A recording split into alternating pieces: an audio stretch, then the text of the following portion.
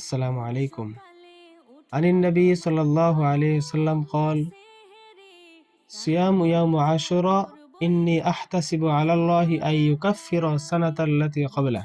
The Prophet Muhammad sallallahu alaihi wasallam said, fasting on the day of Ashura, I hope from Allah expiates the sins of the previous year. রাসূল করিম সাল্লাল্লাহু আলাইহি ওয়াসাল্লাম বলেছেন, যারা মুহররম মাসের 10 তারিখে রোজা রাখবে, আমি আশা করি আল্লাহ তাআলা তাদের পূর্ববর্তী এক বছরের গুনাহ মাফ করে দিবেন। সুবহানাল্লাহ। It is also sunnah to fast the 9 and 10 of Muharram together. এই রোজার সুন্নত হচ্ছে মুহররম মাসের 9 তারিখ এবং 10 তারিখে একসাথে রোজা রাখা। আর উত্তম হচ্ছে 9, 10, 11তম দিনে রোজা রাখা।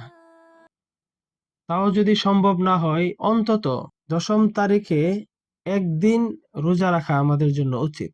May Allah accept our fasting and forgive our sins. আমিন। আল্লাহ আমাদের রোজাগুলোকে কবুল করুক এবং আমাদের গুনাহসমূহকে মাফ করে দিন। আমিন।